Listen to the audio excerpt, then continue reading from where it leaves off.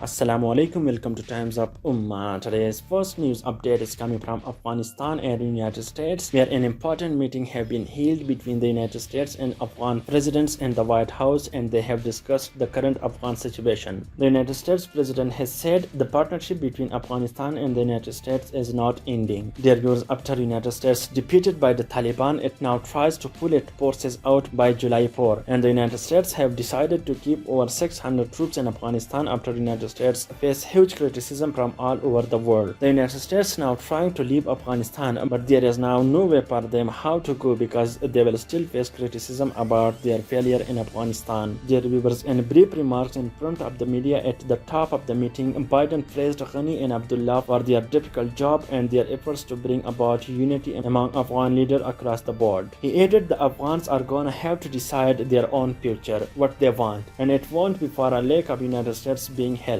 Dear viewers, the Taliban spokesman has said this is the Taliban right to react if the United States forces still remain in Afghanistan. He said if they stay here, then I think it is a kind of continuation of the occupation. They have violated and we fully have the right to react. Several hundreds additional United States troops will remain in the Kabul airport, potentially until September, to assist Turkish troops providing security there, and what the United States official described as a temporary move until a more formal Turkish-led security operation is in place. Turkey has 500 soldiers in Afghanistan already as a part of the NATO deployment, and it will be assigned to protect the airport. But Taliban have clearly warned Turkey to withdraw its forces with the NATO, or there will be worse consequences if they remain in the country. Dear viewers, we can say that it will be the Turkey's historic mistake for what Turkey will have to pay a heavy price, because they will disturb the relations between Taliban and Turkey. But if Turkey keep remaining forces, Taliban have the right to fire their soldiers because the NATO forces were to leave the country. Dear viewers, the situation in Afghanistan is becoming more worse, and may it will erupt the civil war in the country, for which the people of Afghans will have to pay a heavy price, and Pakistan will also face deadly terrorism once again.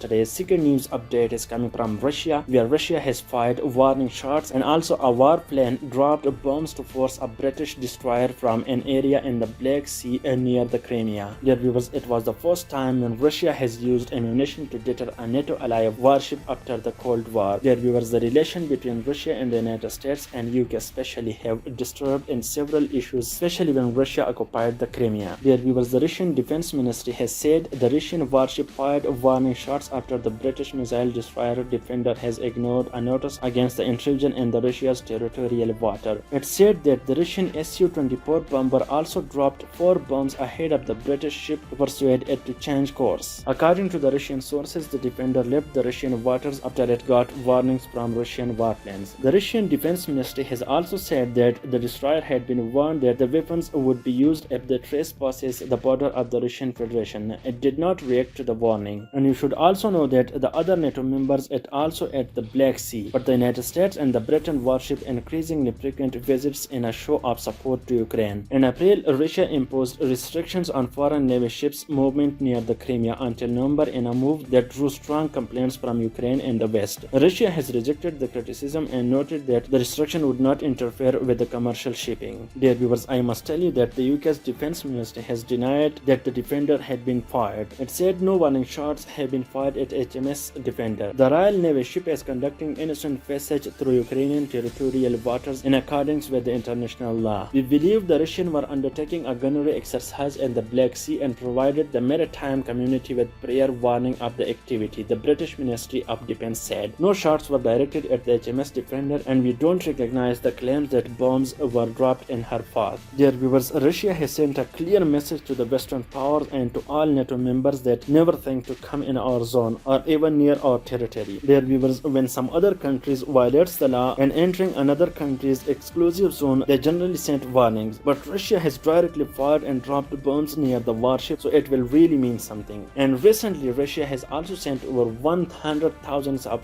troops near the Ukraine border, which the experts have said it could erupt the World War III because the situation on that time was quite different. But Russia then pulled out its forces from the border.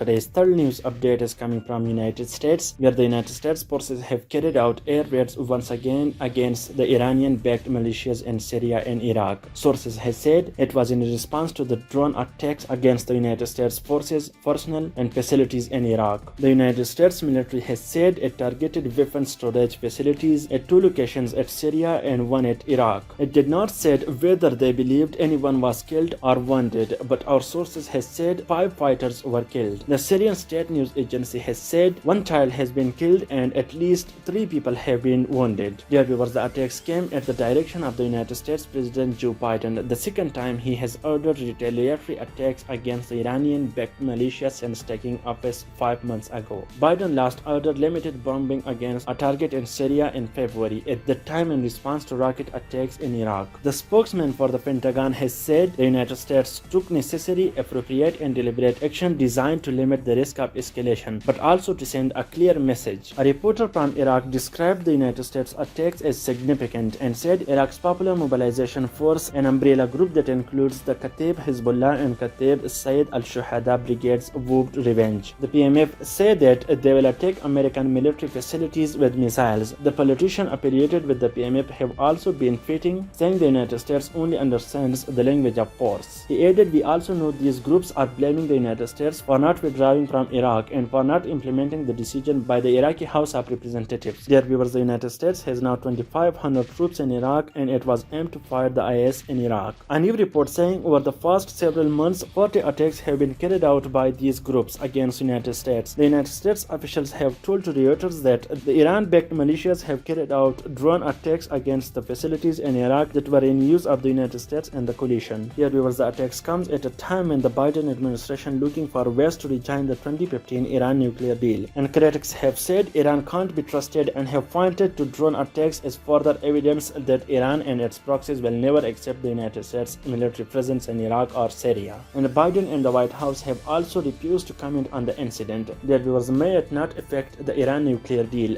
but the Iranian proxies have also created difficulties for Iran. Dear viewers, if you want to watch top news of the day, please make sure to subscribe Times of Ummah.